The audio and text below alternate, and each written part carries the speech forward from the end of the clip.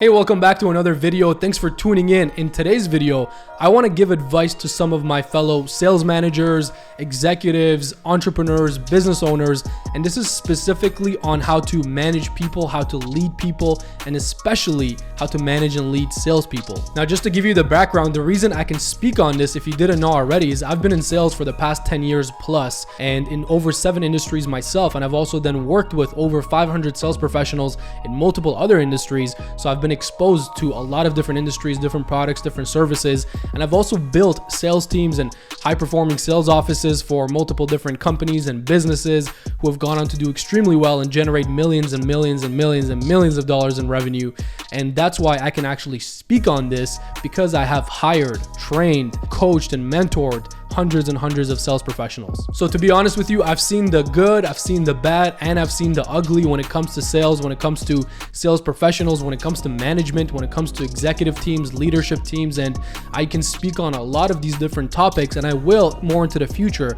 But right now, I want to give you one main advice, one thing that will absolutely move the needle for you if you were to just implement it in your business with your sales teams and whoever else you're managing or looking after. Now, of course, as always, you know what to do. Like the video, comment below, subscribe to the channel if you haven't already. And again, do me a favor and send this channel, send these videos to somebody else who's in sales, who's in business, a friend, a spouse, a partner, because there's going to be a ton of value and content coming your way. And I have no intentions on stopping anytime soon, period. So make sure to send this to somebody so that they can also get the value from this video and this content as well. Don't be selfish, send this video to somebody else. So now that we got that out of the way, let's get into it.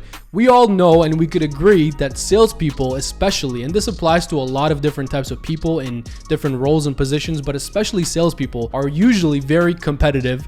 They're the A-type personalities, if you want to call it that. They're very in that hustle and grind mentality, the go-getters. They want more. They're willing to take more risk, so they're having more of a risk tolerance. That's why they're in sales. That's why they're willing to be paid on commissions, on profit, on top of their base or their salary, or just purely on commissions or profits. And it's for that reason. They're more competitive. They're more driven. They're willing to rely on their own knowledge, work ethic, capabilities to then generate the income. So knowing that, I'm going to share a secret with you that so many sales managers, executives, entrepreneurs, business owners, even at the highest levels that I've seen and I've worked with them, they don't know this. And it's mind-blowing how they don't know this, or they might know this and just not apply it really.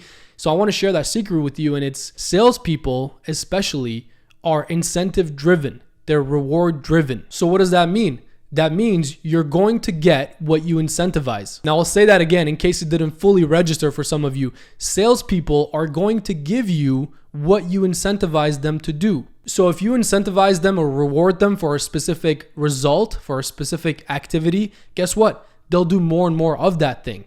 And it seems like it's common sense.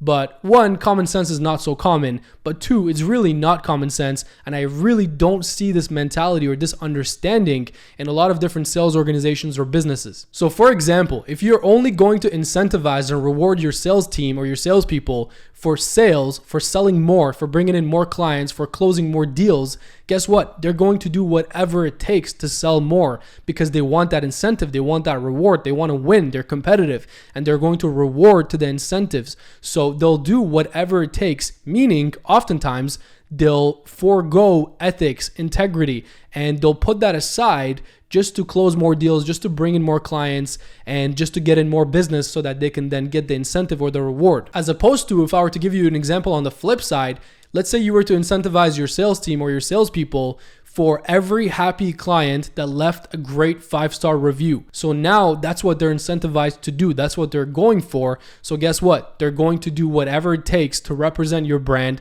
represent themselves, represent the product or the service accordingly so that they can get that 5-star review from the clients, so that they can, really give the above and beyond over the top service to your customers in your business. And therefore they'll get those reviews and those comments and those rewards and incentives in return for that. So I can speak on this all day long and give you example after example, but the point is this: you will always get what you incentivize for. So my advice to you is this: be very careful and very calculated and strategic with what you incentivize for and what kind of rewards you give for what actions. If you only understand this one concept and apply it in your business or in your sales team or in your office, whatever the scenario might be, you're going to be leaps and bounds ahead of everybody else.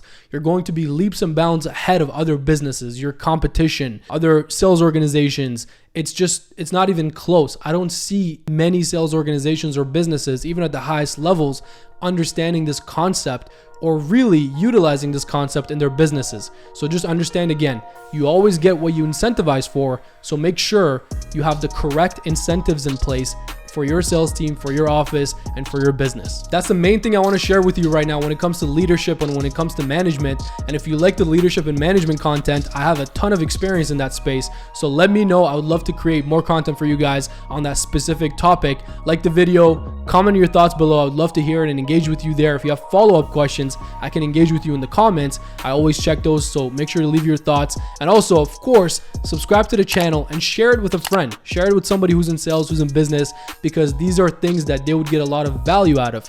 And even if you're not a sales manager or an executive or a business owner or entrepreneur yet, and you plan on being in that role or in that position one day, it's very important that you learn this stuff, because guess what? It's not going to happen for you. How is that role going to happen? How is that position going to happen? How are you going to make that next transition for your future? It happens by you doing it.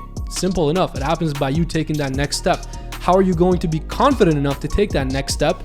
It's by you having the information, having the knowledge, like the content that I'm sharing with you here on leadership and on management. And that's why every single one of you need to understand these concepts. So that being said, thanks again for your time, and I'll see you on the next video.